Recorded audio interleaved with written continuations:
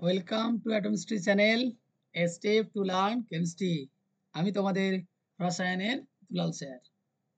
আজকে আমাদের শুরু হবে ক্লাস 11-এর সেকেন্ড সেমিস্টারের রেডক্স রিঅ্যাকশন লেকচার 4। এর আগে আমরা এর 3টে লেকচার করেছি। যারা লেকচার 1, 2, 3 দেখোনি অবশ্যই আগে সেই লেকচারগুলো দেখবে, তাহলে লেকচার 4 তোমাদের কাছে অনেক ইজি হয়ে যাবে। লেকচার 1, 2, 3 দেখলে রেডক্স রিঅ্যাকশনের যা জারণ সংখ্যা নির্ণয়ের যে প্রসেসটা করানো হয়েছে, এটা সেখানে তোমাদের কিছু মনেই হবে না। হয়েছে? আজকে আমরা লেকচার 4 শুরু করছি। তাই তোমরা সকলে কেমন আছো? ক্লাসগুলো মনোযোগ সহকারে দেখবে। তোমাদের যা ডাউট থাকবে অবশ্যই জিজ্ঞেস করবে। আমি ওইগুলোকে পরবর্তী যে ক্লাসে আমি অবশ্যই ডিসকাস করে দেব। ঠিক আছে? চলো আমরা লেকচার 4 শুরু করি। আজকে আমাদের টার্গেট থাকবে আয়নের জারণ সংখ্যা কিভাবে আমরা নির্ণয় করব। আয়নের জারণ সংখ্যা, তাহলে জারণ সংখ্যা নির্ণয়। কার? জারণ সংখ্যা নির্ণয়।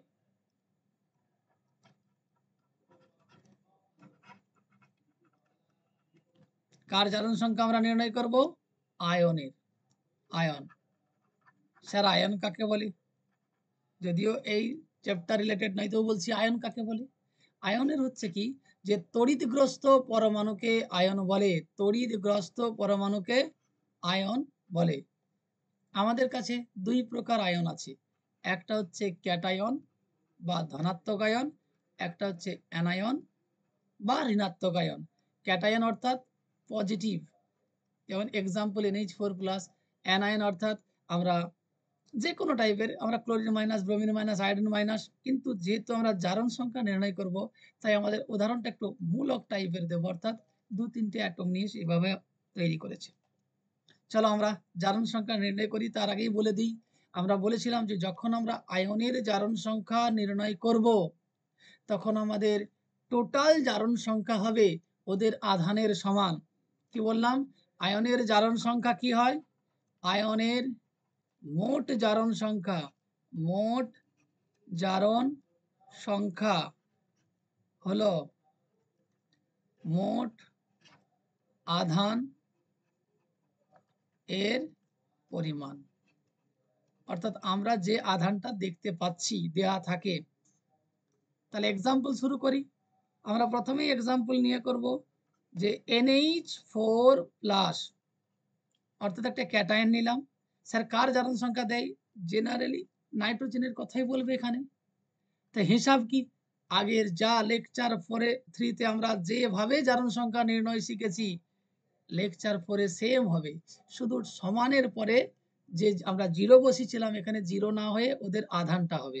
চলো এটা ক্যালকুলেশন করলে বোঝা যাবে। নাইট্রোজেন কতগুলো আছে? স্যার একটা আছে, এক্স। হাইড্রোজেন কতগুলো আছে? স্যার 4টা আছে, 4 গুণিত নাইট্রোজেনের তুলনায় হাইড্রোজেন কম তড়িৎ ঋণাত্মক, অর্থাৎ তড়িৎ ধনাত্মক বলবো, তাহলে +1 ইকুয়ালস টু আগের ক্লাসে লেকচার 3-তে আমরা সব নিউট্রাল এলিমেন্ট নিয়েছিলাম। নিউট্রাল যৌগগুলো প্রসম যৌগ ছিল, তাই 0 বসিয়েছিলাম। এখন কিন্তু প্রসম না, এখন ক্যাটায়ন। কত ক্যাটায়ন? 1+, কিছু নেই মানে 1 আছে। তাহলে 1 + 1 আছে মানে আমাকে লিখতে হবে +1। লেকচার 3-র সঙ্গে লেকচার 4-এর শুরুটার এটাই পার্থক্য। বাকি যেমন আছে সেরকম আমরা করতে থাকবো। 4 + 1 x + 1 -4, তাহলে -3। তাহলে আমরা NH4+ নাইট্রোজেনের জারণ সংখ্যা হচ্ছে -3।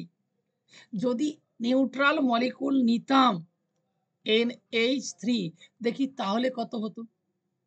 আমি আয়নের বোঝাচ্ছি, বাট নিউট্রাল নিলে কার? স্যার এখানে নাইট্রোজেনেরই ক্যালকুলেশন করব। তাহলে আমরা কত লিখবো? x + 3 * +1 = 0। কেন? নিউট্রাল ধরেছি তাই 0। তাহলে x + 3 = 0, x = -3। দেখো NH3-তে নাইট্রোজেনের জারণ সংখ্যা -3, NH4+-এও নাইট্রোজেনের জারণ সংখ্যা -3। বোঝা গেল? এবার আমরা কিছু অ্যানায়ন নিয়ে আলোচনা করব। কয়েকটা এক্সাম্পল দিচ্ছি। কি আছে? ClO minus, ClO minus. তা কি হবে? চলো কার জারণ সংখ্যা? ক্লোরিনের। তা ক্লোরিন কটা আছে? একটা। এক্স জারণ সংখ্যা অক্সিজেনের কত হয়? তাহলে 1 আমি দিচ্ছি না, -2 ইকুয়ালস টু, এখানে কিন্তু মাইনাস মানে একটা মাইনাস, -1।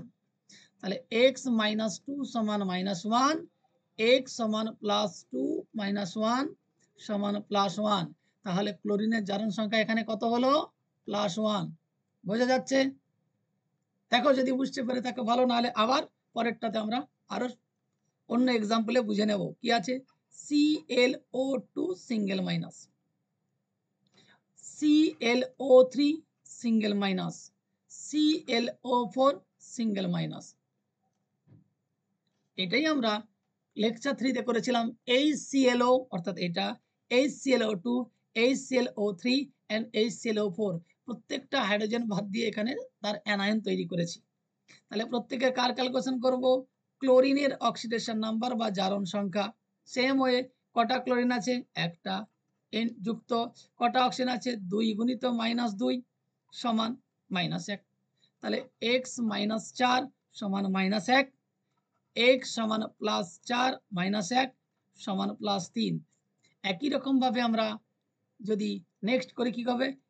x + 3 * -2 সমান -1, x - 6 = -1, x সমান +6 = -1 সমান +5। যদি ClO4 মাইনাসটা ক্যালকুলেশন করি তাহলে দাঁড়াচ্ছে x + 4 * -2 = -1, x - 8 = -1, x সমান +8 - 1 = +7। দেখবে লেকচার 3 তে এখানে যা জারণ সংখ্যা এসেছে +1, +3, +5 and +7, সেখানে নিউট্রাল মলিকুল অর্থাৎ ছিল HClO। এখানে প্রত্যেকের আগে একটা করে হাইড্রোজেন ছিল, তাদেরও সেম জারণ সংখ্যায় এসেছিল। ক্লিয়ার? অসুবিধা আছে? চলো আমরা সালফার রিলেটেড কিছু অ্যানায়নের আমরা জারণ সংখ্যা নির্ণয় করি। SO3 2 minus, SO4 2 minus, CO3 2 minus, PO4 triple minus. চলো এগুলো করি আমরা। তাহলে কার কার জারণ সংখ্যা একটু ইন্ডিকেট করে দিই। এখানে সালফারের, এখানে সালফারের, এখানে কার্বনের, এখানে ফসফরাসের। ক্লিয়ার? ওকে চলো তাহলে আমি সালফার কটা আছে? একটা। অক্সিজেন 3 * -2 = -2। তাহলে x - 6 = -2, x সমান +2 - 2 সমান +4। তাহলে সালফারের জারণ সংখ্যা এখানে +4। নেক্সট একটা সালফার একটা আছে, x + 4 * -2 = -2, x - 8 = -2, x +8 - 2 = +6। নেক্সট এখানে কার্বনের জারণ সংখ্যা একটাই আছে, কার্বন x যুক্ত 3 × -2 = -2, x - 6 সমান -2, x সমান +6 - 2 সমান +4। একই রকম ভাবে আমরা এটা করব, একটাই ফসফরাস আছে, তাহলে x যুক্ত 4 × -2 সমান -3, যেহেতু চার্জ 3 আছে 3 মাইনাস, তাহলে x - 8 সমান -3, x সমান +8 - 3 সমান +5। ক্লিয়ার? বোঝা গেল? এবার আসছে আরো কয়েকটা compound. NO3 single minus, MnO4 minus, Cr2O7 double minus. চলো এগুলো আগে করে নিই, তারপরে আবার অন্য কোশ্চেন করব। তাহলে এখানে কার জারণ সংখ্যা? এখানে হচ্ছে N নাইট্রোজেনের জারণ সংখ্যা, এখানে ম্যাঙ্গানিজের, এখানে ক্রোমিয়ামের। কি বোঝা যাচ্ছে তো? চলো কিভাবে ক্যালকুলেশন করব। যে নাইট্রোজেন কটা আছে? একটা আছে, একটার জন্য x, অক্সিজেন 3টা আছে, 3টের জন্য -2 = -1। তাহলে x - 6 সমান -1, x সমান +6 - 1 সমান +5। নাইট্রোজেনের সংখ্যা এখানে, নাইট্রোজেনের জারণ সংখ্যা +5। এখানে আছে ম্যাঙ্গানিজের, ম্যাঙ্গানিজ কটা আছে? একটা আছে, x যুক্ত 4 গুণিত -2 সমান -1। এটা হচ্ছে -8 সমান -1, x সমান +8 -1 সমান +7। একই রকম ভাবে আমরা যদি Cr2O7 এর এখানে কিন্তু দুটো আছে, 2 মানে 2x, 2 মানে 2x দুটো আছে বলে, যুক্ত 7 গুণিত -2 সমান -2, 2x - 14 সমান -2, 2x সমান +14 - 2 সমান +12, অতএব x সমান +6। বোঝা যাচ্ছে? ঠিক আছে, চলো আর কয়েকটা আমরা মূলকে করে নিই। যেমন কি আছে? CrO4, CrO4 2 minus,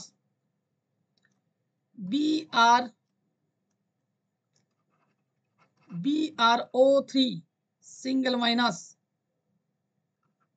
H2O3 double minus. এই তিনটা ক্যালকুলেশন একটু করে নিই। তাহলে এখানে কার? ক্রোমিয়ামের, এখানে ব্রোমিনের, এখানে সালফারের। তাহলে ক্রোমিয়াম কটা আছে? একটা আছে। অক্সিজেন 4টা আছে, -2 ইকুয়ালস টু -2। তাহলে x - 8 ইকুয়ালস টু -2, x সমান +8 - 2 সমান +6। ক্লিয়ার? নেক্সট ব্রোমিন, ব্রোমিন আছে একটা, x যুক্ত 3 × -2 equals to -1, x - 6 equals to -1, x সমান +6 - 1 ইকুয়ালস টু +5। এখানে আছে দুটো সালফার, তাহলে 2x যুক্ত 3 × -2 equals to -2, 2x - 6 equals to -2, 2x সমান +6 - 2, 2x সমান +4, অতএব x সমান +2। ক্লিয়ার? মোটামুটি আমরা কিছু আয়নের জারণ সংখ্যা ক্যালকুলেশন করলাম।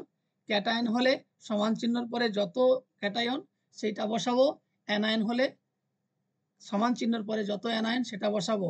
আর যদি ডাইরেক্ট কোনো একটা, অর্থাৎ একটা অ্যাটমের ক্ষেত্রে ক্যাটায়ন বা অ্যানায়ন হয়, যেমন স্যার Mg2+, তার মানে যেহেতু সিঙ্গেল আছে এর জারণ সংখ্যা 2। স্যার অ্যালুমিনিয়াম 3+, এই চার্জটাই হচ্ছে এর জারণ সংখ্যা হয়ে যাবে। ক্লিয়ার?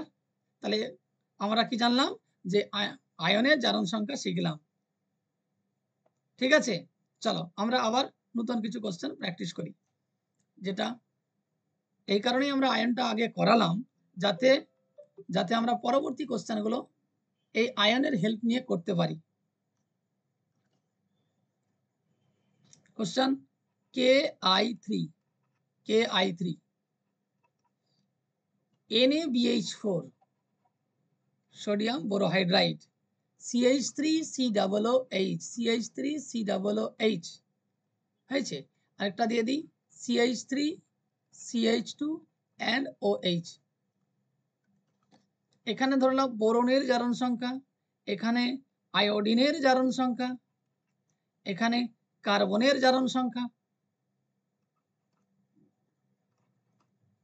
আর এখানে কার্বনের জারণ সংখ্যা। ক্লিয়ার? চলো এখানে জারণ সংখ্যা ক্যালকুলেশন কিভাবে করব?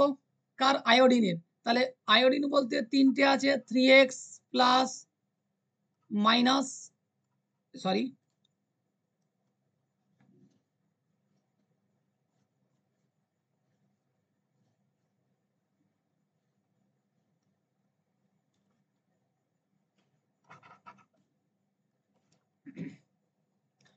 তাহলে এখানে জারণ সংখ্যা কি পটাশিয়ামের, আয়োডিনের যে 3x প্লাস পটাশিয়ামের +1 হয় ইকুয়ালস টু 0।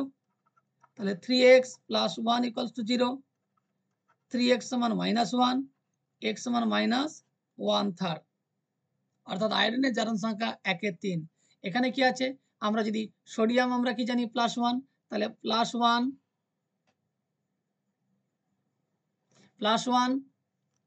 বোরনের জন্য x, হাইড্রোজেনের জন্য খেয়াল করো আমি লেকচার 3তে বলেছি হাইড্রোজেনের চেয়ে বোরনের চেয়ে হাইড্রোজেন ইলেকট্রোনেগেটিভিটি বেশি, তাই -1।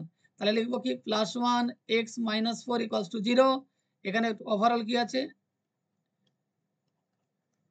x - 3 = 0 +3। এখানে হাইড্রোজেন মাইনাস, তার কারণ আগের লেকচারে আমি বলেছিলাম যে বোরনের ইলেকট্রোনেগেটিভিটি ছিল।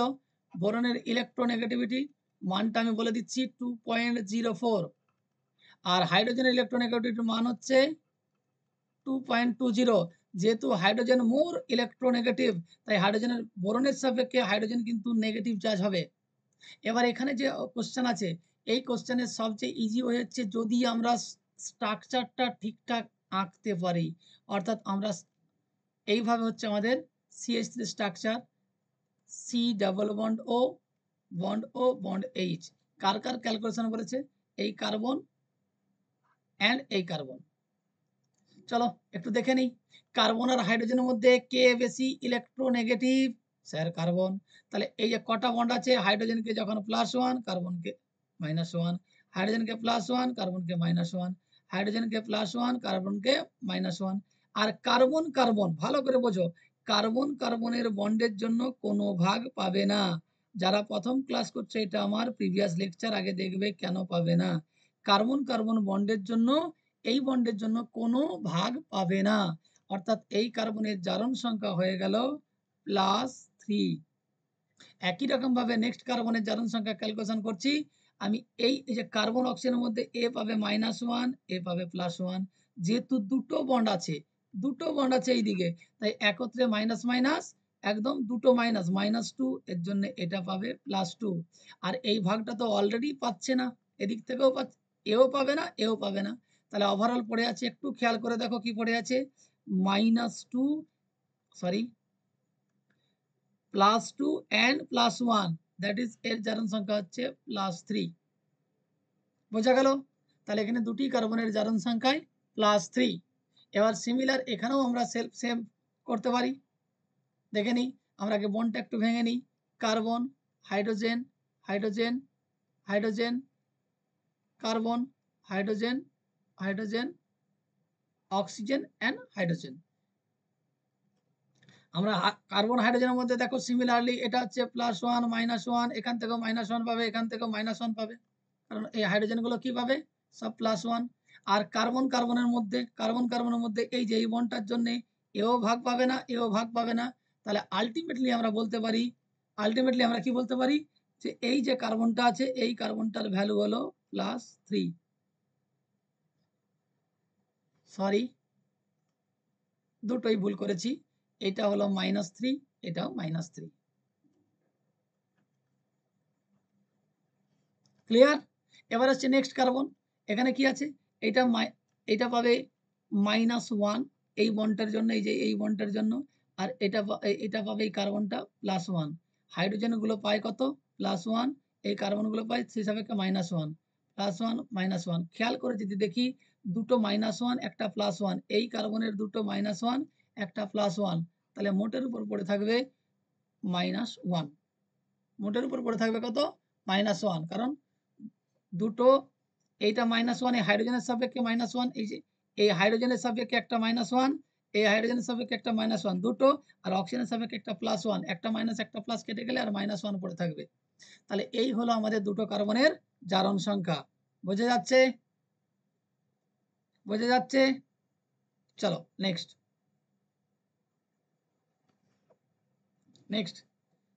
যাদের একটু দেরি হবে তারা পজ করে একটু দেখে নেবে আরেকবার।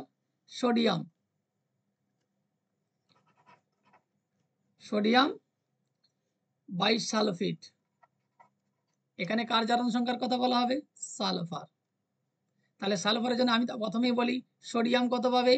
+1। ক্ষার ধাতু যৌগ অবস্থায় থাকলে +1 পায়। হাইড্রোজেন ক্ষার ধাতু, ক্ষারীয় মৃত্তিকা ধাতুর ক্ষেত্রে শুধুমাত্র -1। আর কয়েকটা ইলেকট্রোনেগেটিভিটি তুলনা করে বলবো, সেটা খুব লিমিটেড, বাকি বাদ অলওয়েজ +1। সালফারের জন্য X ধরবো। অক্সিজেন -2 = 0।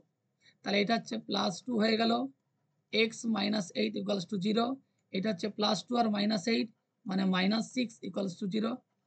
x সমান +6। আমরা এইগুলোকে একটা অন্য উপায়েও সলভ করতে পারবো। খেয়াল করে দেখো, অ্যানোদার ওয়ে। Another way. কি আছে, কি আছে, যে আমি যদি প্রথমেই একটু আয়নে ভেঙে নিই, যে Na plus H plus and SO4 2 minus, যদি স্যার আমি আয়নে ভাঙতে পারছি না, তাহলে শুধু চিন্তা করবে SO4 কে যেখানেই দেখবে সে 2 মাইনাস হিসাবেই থাকবে, SO4 কে যেখানেই দেখবে সে 2 মাইনাস হিসাবেই থাকবে। এবার SO4 2 মাইনাসের যদি একটু খেয়াল করো, আমি দেখাচ্ছি, অলরেডি আমরা আয়ন আকারে তার জারণ সংখ্যা নির্ণয় করে নিয়েছি, অলরেডি আয়ন আকারে তার জারণ সংখ্যা আমরা নির্ণয় করেছি, এই যে এই যে। তাহলে কত আছে? +6। দেখো আমি কিন্তু আয়ন আকারে জারণ সংখ্যা নির্ণয় করেছি, আর এখানে কি করলাম, এখানে কিন্তু পুরোটাকে ধরে জারণ সংখ্যা নির্ণয় করলাম, তখনও +6 এসেছে। এবারে SO4 2 মাইনাসকে যদি আমি আয়ন আকারে করি, আরেকবার করে দিচ্ছি, প্র্যাকটিস হয়ে যাবে। কার? সালফারের কথা বলেছে, সালফারকে x ধরলাম, 4 গুণিত -2 equals to -2, x minus 8 equals to -2, x সমান +8 -2 সমান +6। ক্লিয়ার? সেম ওয়েতে তোমরা HW হিসাবে করে রাখবে হোমওয়ার্ক একটা, NaH2PO4, NaH2 and PO4 ফসফরাসের জারণ সংখ্যা। চলো নেক্সট, নেক্সট হচ্ছে XeO3। XeO3 কার জারণ সংখ্যা হবে? জেননের। HCHO সহজ, বাট বুঝতে না পারলে কিন্তু জটিল। HCHO কার জারণ সংখ্যা? এখানে এখানে কিন্তু কার্বনের।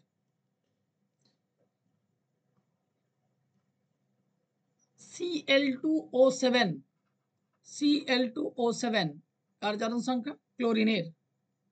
এবার আসছি N2H4 কার জারণ সংখ্যা হবে? এর। এইটা তোমাদের হোমওয়ার্ক থাকবে।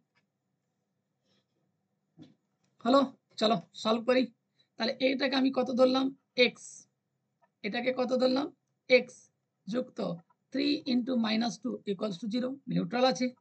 x - 6 = 0, x সমান +6। ঠিক আছে, এটাকে বন্ড আকারে ধরাটা সবচেয়ে বেস্ট, তাই আমি বন্ড ভাঙবো, hydrogen carbon, double bond carbon hydrogen, এটার নাম হচ্ছে ফর্মালডিহাইড। অর্গানিক কেমিস্ট্রি যখন পড়াবো অলরেডি এগুলো আরও ডিটেলসে বলবো। এবার আমি যদি চিন্তা করি, কার্বন হাইড্রোজেনের মধ্যে A pi positive, A pi negative, একটা বন্ডের জন্য এক এক করে, তাহলে পজিটিভ অ্যান্ড নেগেটিভ। এবার দেখো অক্সিজেন কার্বনের মধ্যে অক্সিজেন 2, অক্সিজেন নেগেটিভ, দুটো বন্ডের জন্য 2 নেগেটিভ অ্যান্ড 2 পজিটিভ। সেই হিসাবে এখানে কার্বনের জারণ সংখ্যা যদি দেখি, carbon 2 positive and 2 negative, overall কত আসছে? ওভারঅল আসছে 0। স্যার যদি আমরা ক্যালকুলেশন করি, ক্যালকুলেশন করলেও আসবে, কারণ দুটি হাইড্রোজেন আছে 2 × +1, একটা কার্বন আছে x অ্যান্ড একটা অক্সিজেন আছে -2 = 0, +2 x -2 = 0, x সমান 0ই আসবে, কারণ +2 -2 বাদ পড়ে যাচ্ছে। ক্লিয়ার? সিম্পল আছে, এটাও হোমওয়ার্ক, চেষ্টা করবে, যদি অসুবিধা হয় জানাবে। ক্লিয়ার? চলো আর বেশি নয়, আর বেশ কয়েকটা কোশ্চেন করাচ্ছি। গ্লুকোজ C6H12O6, এখানে কার্বন। সুক্রোজ C12H22O11, এখানেও কার্বন।